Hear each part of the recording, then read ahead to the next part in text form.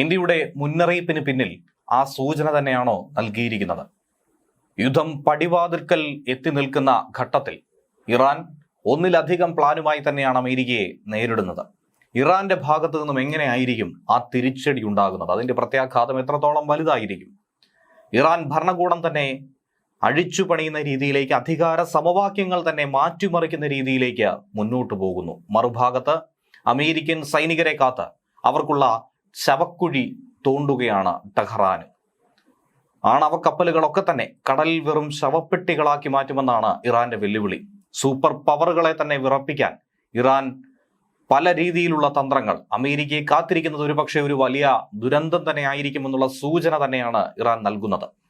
അമേരിക്കയും ഇറാനും തമ്മിലുള്ള സംഘർഷ സാധ്യത വീണ്ടും പുകഞ്ഞുകൊണ്ടേയിരിക്കുന്നു. പശ്ചിമേഷ്യയിലെ രാഷ്ട്രീയ അന്തരീക്ഷം കൂടുതൽ കലുഷിതമായി മാറുകയാണ്. അമേരിക്ക നൽകിയ അന്ത്യശാസനത്തിന് ഒരു കാരണവശാലും വഴങ്ങില്ല എന്ന് ഇറാനും വ്യക്തമാക്കുന്നു.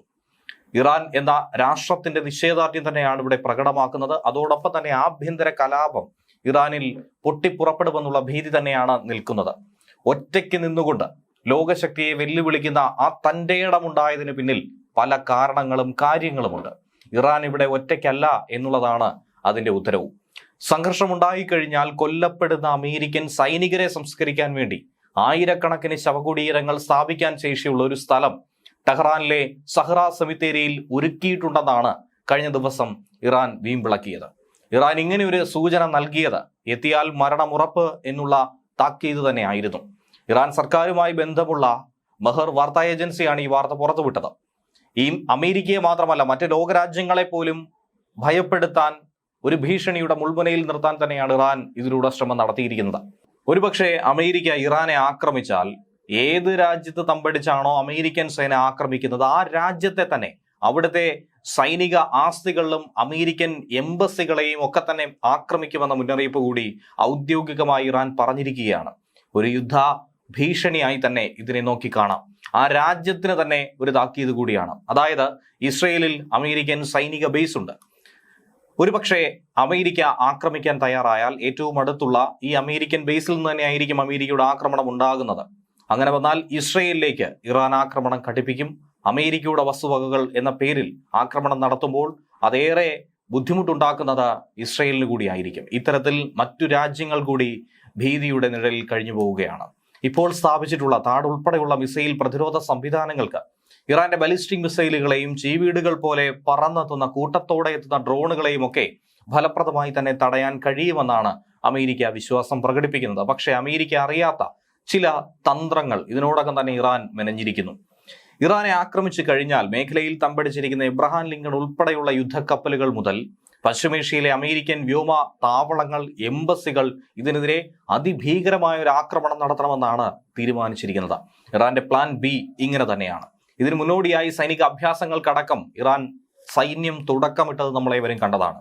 മാത്രവുമല്ല, ഒരു സംഘർഷം പെട്ടെന്ന് പൊട്ടിപ്പുറപ്പെട്ട് കഴിഞ്ഞാൽ ഇസ്രയേലിനും അറബ് സഖ്യകക്ഷികൾക്കും മേഖലയിലെ ശരിയായ സംരക്ഷണം ലഭിക്കുന്നുണ്ടെന്ന് ഉറപ്പാക്കേണ്ടതും അമേരിക്കയുടെ ഉത്തരവാദിത്വം കൂടിയാണ്. കാരണം ഇറാനുമായ ഒരു ആക്രമണം ഉണ്ടാകുമ്പോൾ ഒരു ഭാഗത്ത് ഇസ്രയേൽ, മറുഭാഗത്ത് അറബ് രാജ്യങ്ങൾ, ഇവരൊക്കെ തന്നെ ഏറെ സമ്മർദ്ദത്തിലാകും. ഇവരൊക്കെ തന്നെ ഒരു ഭീഷണിയുടെ വക്കിലേക്ക് കടന്നു പോകേണ്ടി വരും. ആ സാഹചര്യത്തിൽ അമേരിക്കയ്ക്ക് ഇരട്ടിപ്പണി തന്നെയാണ് അവിടെ ഉണ്ടാകുന്നത്. ഇനി ആ ഒരു ദൗത്യത്തിൽ അവർക്ക് വിജയിക്കാൻ കഴിഞ്ഞില്ലെങ്കിൽ ഇതുവരെ അനുകൂലിച്ച രാജ്യങ്ങൾ പോലും അമേരിക്കയുടെ ചേരിവിട്ട് അകന്നു നിൽക്കാൻ നിർബന്ധിതരാകും. അതുകൊണ്ട് തന്നെ വളരെ ജാഗ്രതയോടുകൂടി തന്നെയാണ് നോക്കിക്കാണുന്നത്. ഇറാനെ സംബന്ധിച്ച് ഇറാന്റെ ഉന്നത സുരക്ഷാ ഉദ്യോഗസ്ഥനാണ് അലി ലാരിജാനി എന്ന് പറയുന്നത്. സൗദി അറേബ്യ, ഖത്തർ, UAE എന്നിവ ഉൾപ്പെടെയുള്ള രാജ്യങ്ങളിലെ ഉദ്യോഗസ്ഥരുമായി ഇക്കാര്യം വ്യക്തമായി തന്നെ ചർച്ചയിലൂടെ ഇദ്ദേഹം പറഞ്ഞിട്ടുണ്ട്. നിങ്ങൾ സൂക്ഷിക്കുക, അമേരിക്കയുമായ ഒരു ആക്രമണം ഉണ്ടായാൽ അത് നിങ്ങൾക്ക് കൂടി ഭീഷണിയായി മാറുമെന്നുള്ളതാണ് ഈ മുന്നറിയിപ്പിൽ പറയുന്നത്. അതിനുശേഷമാണ് തങ്ങളുടെ മണ്ണ് ഇറാനെതിരായി ഉപയോഗിക്കാൻ അനുവദിക്കില്ലെന്ന് ഈ രാജ്യങ്ങൾ തീരുമാനം കൈക്കൊണ്ടത്.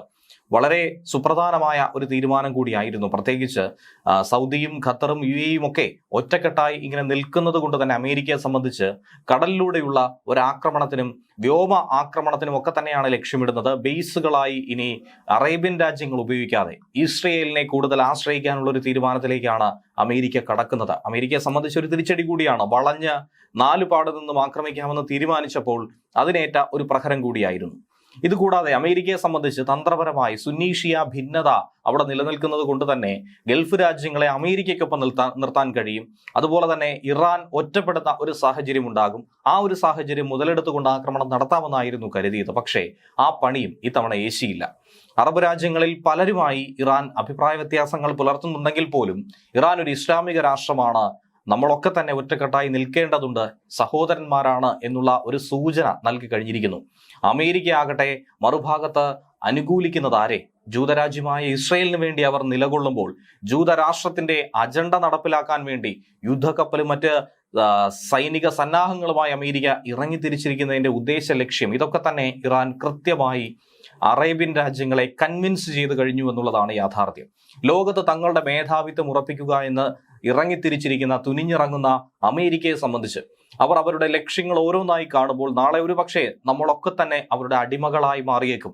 ഇന്ന് ഞാനെങ്കിൽ നാളെ നീ എന്ന് പറയുന്നത് പോലത്തെ ഒരു അവസ്ഥയിലേക്ക് ഒരുപക്ഷെ ഏതെങ്കിലും ഒരു ഭിന്നത ഉണ്ടാകുമ്പോൾ ഈ രീതിയിൽ കാര്യങ്ങളൊക്കെ തന്നെ മാറി മറിഞ്ഞേക്കാം. അതുകൊണ്ട് ഒരു കാരണവശാലും അമേരിക്കയുടെ ഈ ആധിപത്യം അത് തുടരാൻ അനുവദിക്കരുതെന്നാണ് ഇറാൻ ആവർത്തിച്ചു പറയുന്നത്.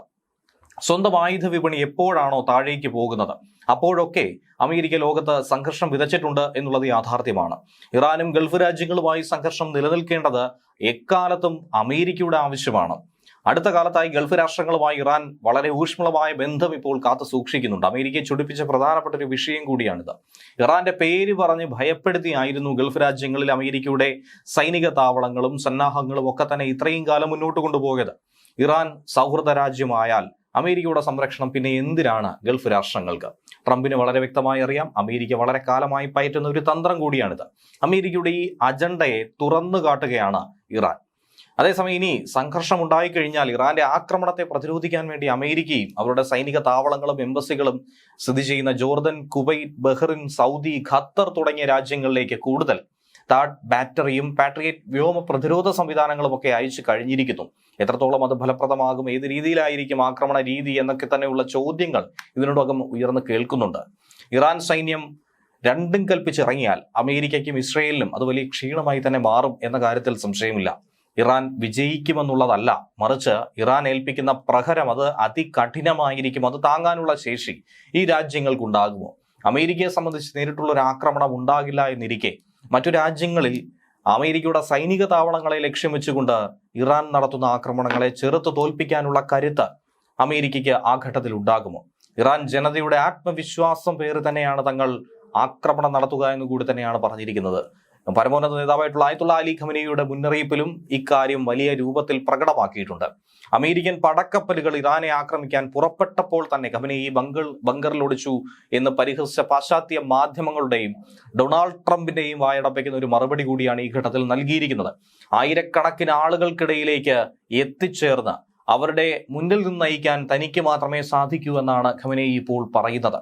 ഇറാനെ ആക്രമിച്ചാൽ അത് പശ്ചിമേഷ്യയെ മുഴുവൻ ബാധിക്കുന്ന ഒരു വലിയ യുദ്ധമായി ഇത് മാറുമെന്ന കാര്യത്തിൽ സംശയമില്ല എന്നുള്ള മുന്നറിയിപ്പാണ് അമേരിക്കയ്ക്ക് ഖമനേയി കൊടുത്തിരിക്കുന്നത്. മലയാളി വാർത്ത plus, like, share and subscribe.